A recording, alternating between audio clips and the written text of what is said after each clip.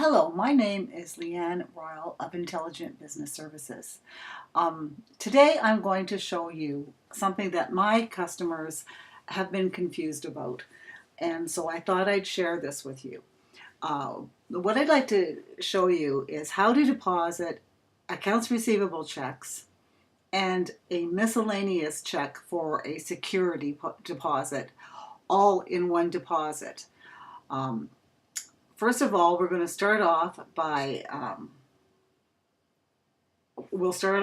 doing the accounts receivable checks. So we'll go to sales here, we'll click on sales, and we could either go under customers and select each customer. I'm going to do two checks for two different customers. The first one will be Adwin Co. I'm just going to do it because they're right here on the screen, on the all sales screen. So Adwin Co. I'm going to receive payment here for $1,695 and clicking on receive payment. I'm going to change the date to yesterday, April 18th, and it's going to be a check. This is for receiving payment for checks. And it'll be check number 123. That's what we put the reference number. We put the check number in there. And we'll save and close that. Oh, sorry, I just have to tell you that you need to put it under undeposited funds and not the checking account for now. And I'll tell you the reason why after we're finished here.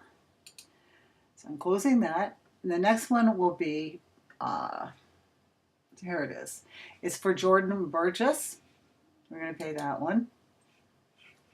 Make it the 18th is the date. And it's going to be checks. And this is what we do for checks. If it was an EFT, it would be different. Or an Interact e-transfer. Anyway, we put it under undeposited funds again and not the checking account.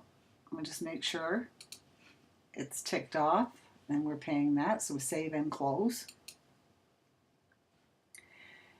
Okay, now we're actually going to go to the bank on April 19th.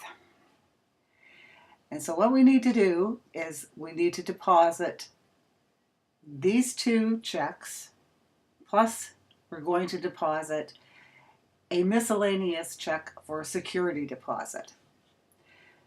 So under the plus sign, we go into bank deposits here under other, bank deposit, and what you'll see is the two accounts receivable payments here that we did, and we put to undeposited funds.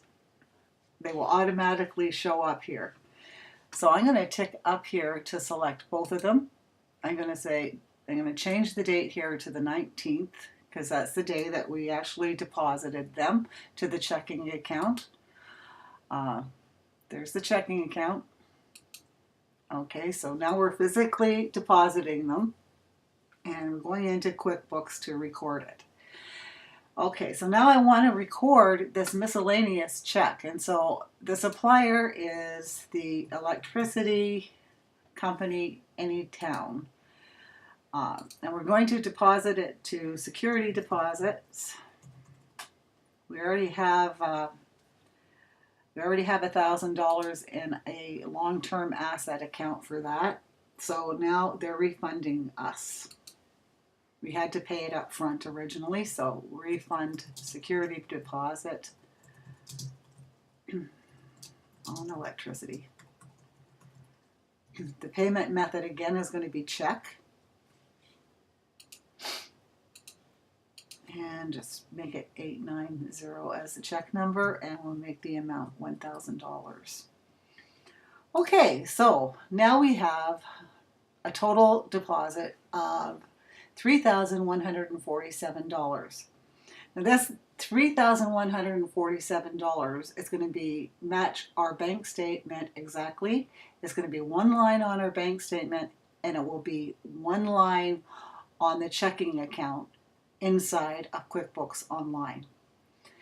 Now the reason why we do this is because if we did each one of these separately, it would be more difficult to reconcile the bank account, because we couldn't just tick off 3,147. We'd have to add up the 3 checks and see if it came out to $3,147. And you can imagine if you had like 100 checks there, it would be like pretty impossible to do. So this is the reason why we do that this way. So I'm going to save and close this. Okay, now under accounting is a chart of accounts. And we're going to go into the bank account under account history. I just wanted to show you this.